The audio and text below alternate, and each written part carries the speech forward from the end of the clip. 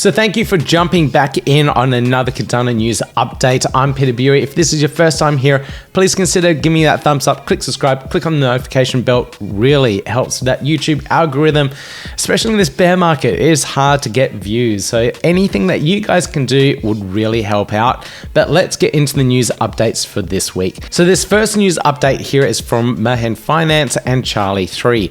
Now they're doing a really cool thing where they're doing their proof of reserves on-chain thanks to Charlie 3. So Mehen Finance, for those that don't know, is a reserved-backed stablecoin. So that they've taken the community approach and they want to make sure everything is transparent and open as possible. And having this layer here where Charlie 3 can report on the reserves each time some of the USDM is minted provides that level of transparency for the protocol. So I absolutely love this approach, and using Charlie 3 is probably a really good way of doing it as well. So you can see here in this quote, Charlie 3 is tasked with verifying the bank's reserves balance prior to every minting operation of USDM, broadcasting this information publicly on chain. So that hugely increases the level of transparency.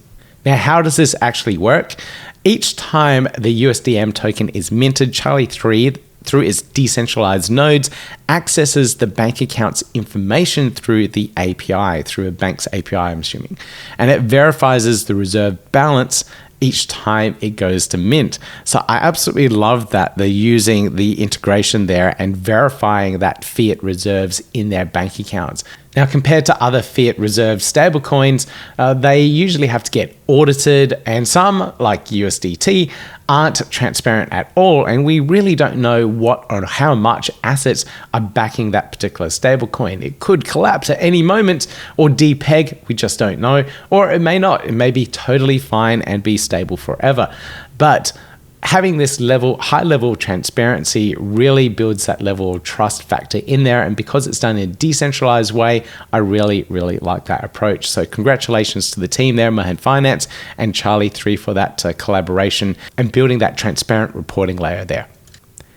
Now, Minswap have had an absolutely awesome month with another highest monthly trading volume at 772 million AADA, which is absolutely insane. You can see here in the stats, it's gone up by 43.88% with all these meme coins dominating the space. So we got SNEC and Bank in the most traded tokens, but we also at least have AADA and IUSD in there as well. Now, the extra little thing to note here is the fee switch. So this is Minswap's essentially like a buyback program where the fees that are generated through the protocol are used to accumulate some assets, and in this case AADA and also Min tokens, and they're put back into the treasury for Minswap in general. So you can see here the fee switch is working nicely with an increase of 72%, and that's with the increased usage of the DEX itself.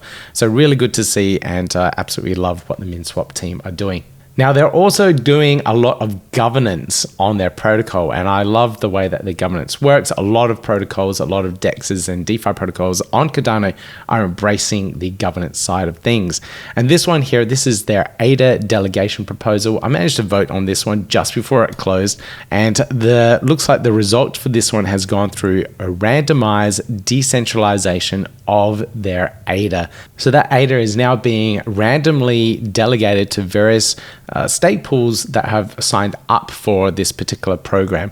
And you need to be a small stake pool, single stake pool operator, and they would randomly delegate that AADA around to various different pools. So it's really good to see that this initiative is being taken, because it really helps with that decentralization of the network, decentralization delegation of that AADA as well. Now, Wingriders is also pushing through with a lot of the governance as well, and they have 2 active proposals at the moment. So if you want to go through or if you're part of their ecosystem and you want to participate, voting on their proposals here is a really good idea, so you can participate and help steer the direction of the protocol. They've got one around the stake pool voting and one around changing their community portal as well. So they're changing it to Discourse, I think it was. Discourse. discourse, an open source forum platform. So it's really good, probably a really good change. So if you're part of the Wingriders ecosystem and have some of the WRT tokens to vote with, it's probably a good idea to jump in from time to time and check out the proposals and be a part of that ecosystem. Now, in my last news update, I mentioned that the MuesliSwap team had put forth a delegated voting process. So you can delegate your milk token voting power to another person that has time to go through all the governance proposals and vote on your behalf. It looked like Liquid Finance had the same thing. I didn't realize they had this as well. But this is a tweet put out by Epoch Pool, and he states that you can actually delegate to his voting key, I think. Yeah, so his delegation key. So if you have any of the L key tokens and you can't be bothered with going through all the voting and governance on the protocol, or if you don't understand it yourself, you can delegate your voting power to Epoch Pool or any of the other people that are really participating in their ecosystem and apply your voting power to them so they can vote on your behalf. So it's pretty cool that a lot of these protocols are doing this. This is one of the really cool ideas and innovations within the Cardano ecosystem to be able to delegate your voting power to someone else so they can actually do the voting on your behalf. So I absolutely love that, and really good to see that it's starting to infiltrate a lot of the protocols and DeFi protocols that are building on Cardano. Now, FluidToken is a project I absolutely love. I am an ambassador for the project as well, but they provide borrowing and lending based on NFT collateral, and they have an ISPO going on at the moment, and they put up this particular proposal here to potentially change the end date of their ISPO.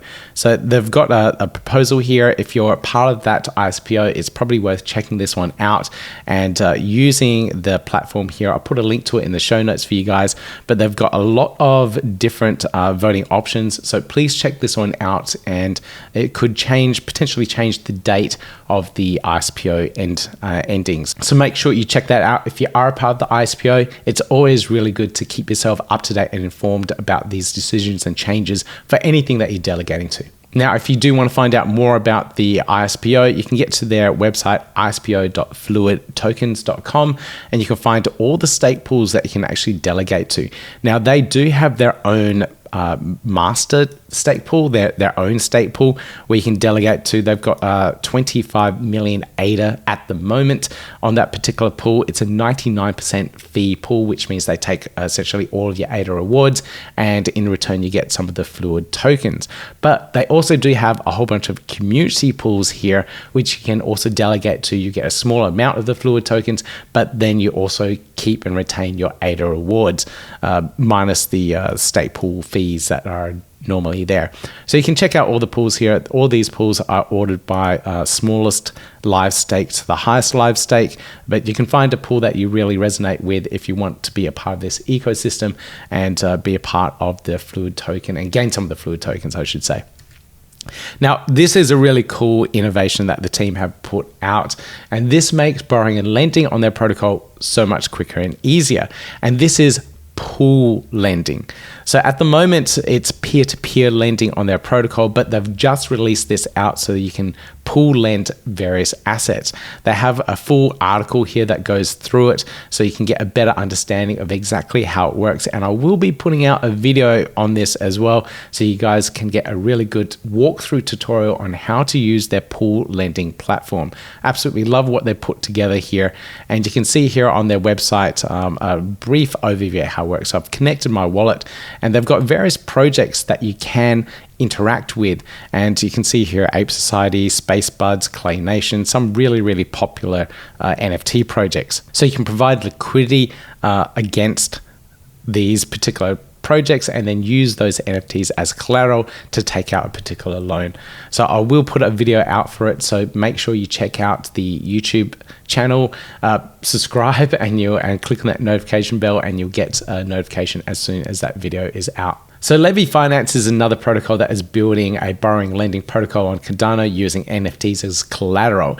And Avatar Nick here, or just Nick, he puts together this tech thread that talks about some of the really cool innovations that they put together. And I didn't realize this, but they allow you to keep your ADA staked to your stake pool while lending out on the platform. So now you can potentially earn some extra ADA from lending it out on the platform itself, but you still earn the ADA rewards from staking. How does that work? That's a really interesting thing. So he goes through this and breaks it down. So each Cardano address has two parts to it. It has a payment address and a staking address. So now Levvy Finance is taking advantage of that difference and using that on their platform. So with a smart contract, the payment key is the one that signs the transactions, and that allows it all to work. So the stake key is still staked to the particular stake pool that you've started off with. So even if the ADA and NFTs are on two different addresses, the payment part is the only part that matters in this case. So that is a really cool thing to have. But there is a trade-off with this. And the trade-off is that with Levvy Finance, they need to manage thousands and thousands of different smart contract addresses, whereas most dApps at the moment only need to manage one or two. But their early success, so Levvy Finance have gained massive attention and attraction and a massive amount of TVL because of this slight innovation, where users can still earn and stake their ADA to their various stake pools and also unlock all these particular rewards and gain extra from the particular protocol itself. So it's pretty cool to have that innovation in place. And if you go down a little bit further here at Pi here, this is the same way Indigo works. So a lot of protocols are doing this. I really have to dig into Indigo a little bit more too. Now, this is a really cool update from Marlowe. So Marlowe is the visual builder for smart contracts in the Cardano ecosystem. So if you're not a really good coder, you could use Marlowe and use their builder, drag and drop and build a smart contract. I did do a video demonstrating this as well. You can see it in the top right-hand corner there. You find out a little bit more about how Marlowe actually works. But they're having a launch party in Lisbon today, and I'm missing out. Unfortunately, I live on the other side of the world and I can't exactly travel over to Lisbon quickly and easily. It would have been amazing to get over there, but for anyone that is there, enjoy your time, enjoy the launch party. I am extremely envious of you all. Now with Project Catalyst, we only have roughly a week left, just over a week left, and we're seeing a lot of interesting proposals being put through. Some of them I just don't see any value for the Cardano ecosystem, and really just lining the pockets of those actual proposals, proposal submitters, and not giving anything back to the Cardano ecosystem. So the teams are going through all the submissions and filtering them out and stamping it out really quickly as well. So it's really good to see that this particular round of Fund 10 is being cleaned up quite a bit, and it's a lot stricter in regards to what can be submitted into the actual application process. Now, this is a cool little update from Wingriders too, and this is something I thought should have really been added into all dexes and on their interfaces. And this is just a really simple thing, and that's sorting of these various columns. So they've put in the sorting for the epoch rewards, so you can see how you can maximize your returns. But it'd be great to see this sorted by all these different columns that you have on the various dexes. You can see the APR, TVL, and everything like that. And I would really love to actually have all those columns sorted anytime I wanted. But you can only ask for one thing at a time. So we're seeing a little bit more changes to the UI and the user interface and user experience improve across all these DeFi protocols. So a little bit at a time, tiny baby steps. Hopefully we'll see a lot more UI improvements soon. Now, I have to congratulate the Genius X team for their sellout of their IDO, their launchpad sale on Cardano. It has completely sold out. I think it also sold out on Red Kite as well, which is absolutely amazing. There was a little bit of extra on Arbitrum, but I think that got snapped up pretty quickly as well. But they've also gone through their token launch too, and it's now available on Minswap and Uniswap, depending on what protocol you want to use. So this just goes to show how much confidence the Cardano ecosystem has for Genius X. To be able to sell out in a bear market is quite hard at the moment for a lot of projects, but this just shows that a lot of people are really behind Genius X and a lot of the projects that they're onboarding into their ecosystem as well. If you want to learn more about Genius X, I did an interview with Jason Gao last week in regards to what Genius X are up to. Links up there in the top right hand corner for you guys. Now, this was an interesting update from AADA Finance, and this is a total rebrand to Lenfi. And I thought this was an interesting approach because it was after long consideration and encouragement by the community and partners since the very start to rename the project to Lenfi in general. So will anything change? How does this impact you if you're a part of the AADA ecosystem? Nothing much changes. They will automatically go through and rename everything from AADA to Lenfi tokens, etc. So if you had AADA in your wallet, it will automatically change over to Lenfi. If you had liquidity or collateral locked up, it will just automatically change over to Lenfi as well. So the token stays the same, just the name and branding changes. So that's really cool. Now, one of the innovations that they're bringing out is the permissionless pool lending. So this is very similar to what FluidTokens have done with their pooled lending for their NFT collateral. They're putting together the pooled lending for general liquidity borrowing and lending loans on the Cardano ecosystem. So when is this? This is coming out soon. So everything's on the testnet as it is. So it's all working on their testnet app. So we're absolutely, I'm absolutely excited about this. They have a July 10th soft date for the testnet launch. So we'll be able to actually get our hands on it, start playing around with it, and I'll do a demo video on how this all works. So at the moment, they're doing peer-to-peer lending, and having this pool lending really opens up liquidity for the various users on the platform. So previously, you would have to borrow a certain amount that is set by the lender there, but now you can actually go through and borrow smaller amounts or portions of it, and this opens it up to a lot more users and make it a lot more user friendly and a better user experience in general. So I'm looking forward to that particular updated.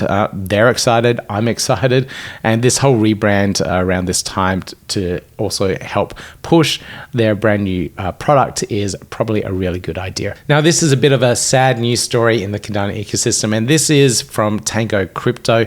They have decided to close up shop. Now, they're one of the providers out there that provide an API and also minting services for the Cardano ecosystem, but unfortunately they've run out of money, and a lot of projects are running out of money. We're all talking about Cardano summer and how DeFi is booming at the moment, but a lot of projects are running out of money, and unfortunately they had to close up shop. Now, here's another really exciting update, and this is AnetaBTC finally announcing their launch date for Mainnet, and this is July 7th, a couple of days from now, and I will be doing a video review of this to see exactly how it all works as well. Now, this update here is from Iagon, and they're releasing very soon their multi-sig wallet interface. So if you ever want to use a multi-sig wallet, this is your chance. It's a really easy way of doing so, and Iagon are launching that very, very soon. I did an interview with these guys, Twitter Spaces AMA, I should say, and I'll put a link to it in the show notes for you guys so you can listen to what the roadmap is like for the Iagon project this year.